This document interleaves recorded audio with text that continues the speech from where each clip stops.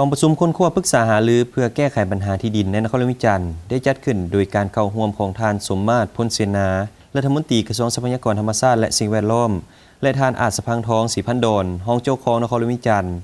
ในพิธีทานบุญธรรมพุทธวงศาหัวหน้าแผนกทรัพยากรธรรมชาติและสิ่งแวดล้อมนครหลวงวิจันทร์ได้รายงานว่าการออกใบตาดินมาฮอดปัจจุบันปฏิบัติได้ 6,000 กว่าตอนและหมดปีนี้คาดว่าจะบรรลุเป้าหมาย 12,000 ตอนส่วนการจัดเก็บรายรับได้ 2.1 ตื้อกีบเท่ากับ 74 ส่วนห้อยและฮอดท้ายปีนี้คาดว่าจะบรรลุแผนการ 2.8 ตื้อกีบหรืออาจจะลืนคาดหมายหน่อยนึง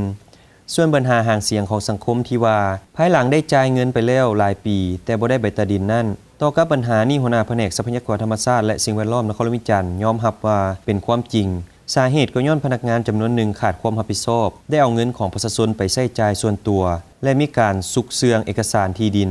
ส่วนปัญหาสำเนาตอนดินเสียแม่นย้อนการเก็บเมียนบ่ดีและได้กวดเห็นจำนวนหนึ่งแล้วปัจจุบันแผนกทรัพยากรธรรมชาติและสิ่งแวดล้อมนครหลวงวิจันทร์กำลังปรับปรุงกงจักรการจัดตั้งคืนใหม่เพื่อแก้ไขปัญหาคงค้างที่ผ่านมาและคาดว่านับแต่เดือนสิงหาคมนี้เป็นต้นไปการแก้ไขปัญหาที่ดินจะดีขึ้นในนั้นจะได้มีการแก้ไขอาสาสมัครจะปรับปรุงพรรคและองค์การจัดตั้งมหาชนกองประชุมครั้งนี้ได้จัดขึ้นในท้ายที่ผ่านมาอยู่ที่แผนกธรรมชาติและสิ่งแวดล้อมนครหลวงวิจันทร์ติดตามรับชมรายการเวียงจันทร์วันนี้ได้ทางโทรภาพแห่งชาติลาวช่อง1ในทุกๆวันพฤหัสเวลา 8:25 น.และวันศุกร์เวลา 15:25 น.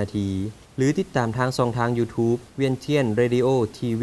และ Facebook พิมพ์คำว่าสถานีวิทยุโทรภาพนครหลวงวิจันทร์เวียงเทียน Today ได้ตลอดเวลา